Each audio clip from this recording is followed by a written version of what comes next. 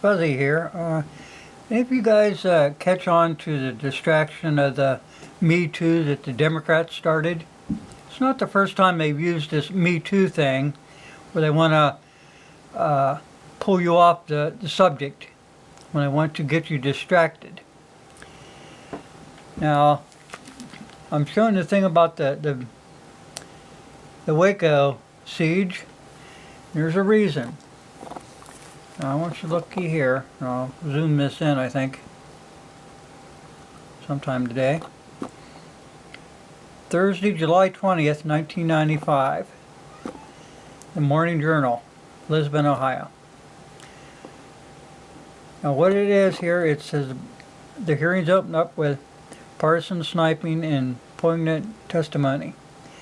I'm going to bring this up for a reason, because the Democrats use these same tactics at the Waco hearings as they're doing right now with Trump. They're trying to pull you off the beaten path. Now, it is pretty it's a harsh thing to even read, but this thing really happened. It's in Washington. Interrupting the partisan sniping that opened the Waco hearings on Wednesday, a teenage girl described in chilling detail her life inside the Branch Davidian compound, from having sex at age 10 to being taught to place a gun inside her mouth to commit suicide. "I was all freaked out," a nervous Carrie Joel said. She is now 14, as she recounted the first time she had sex with cult leader David Koresh. She also recounted Koresh's graphic description of sex acts with other women and children. The girl was called on the opening day of the congressional hearings by Democrats seeking to defend law enforcement's decision. Now, they were trying to defend the president. The girl was called on the opening day of congressional hearings by Democrats seeking to defend law enforcement's decision to raid the compound in February 1993. She testified the Davidians anticipated all along that they would be killed by the feds. The testimony from Miss Joel, who left the compound prior to the siege, brought a joint hearing of two House subcommittees to stunned silence after hours of partisan bickering. Democrats portrayed the GOP investigator as having an unholy alliance with the National Rifle Association in pushing this investigation. From the beginning, these hearings have had the odor of bias hanging over them, said Republican Representative Chuck Schumer, Democrat in New York. And over the last week, we've discovered that there is an odor is coming from the National Rifle Association. Okay. Democrats sought answers to the NRA's role in interviewing witnesses for the hearing and examining evidence. Representative Bill Zeliff, a Republican of New Hampshire, one of the two subcommittee chairmen overseeing the hearing, said he made no apology for seeking the truth. He brushed aside the Democrats' complaints, eager to start over a lengthy list of witnesses. Over 8 days, they included the top Treasury Department officials, agents on the front lines during the siege, and Attorney Janet Reno.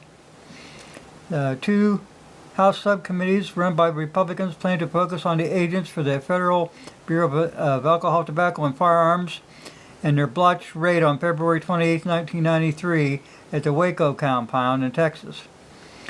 4 agents and 6 Davidians died. That led to a 51-day siege, which ended when the government agents knocked a hole in the compound and put in tear gas. The complex caught fire. 81 Davidians, including Koresh and Miss Joel's mother, died from the flames and bullets. Critics of the government's action, the NRA being among the most vocal, have charged that law enforcement used excessive and unnecessary force. Zeliff said the goal of the hearing was to study the deadly mishandling of the crisis and the ensuing mistrust of law enforcement going on now.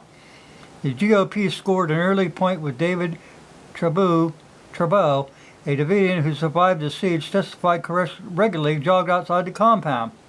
Critics have questioned whether agents could have avoided a showdown by serving the search warrant while Koresh was away. Treasury officials have said that Koresh rarely ever left the building. Yeah. The tone changed, though, during Miss Joel's afternoon testimony.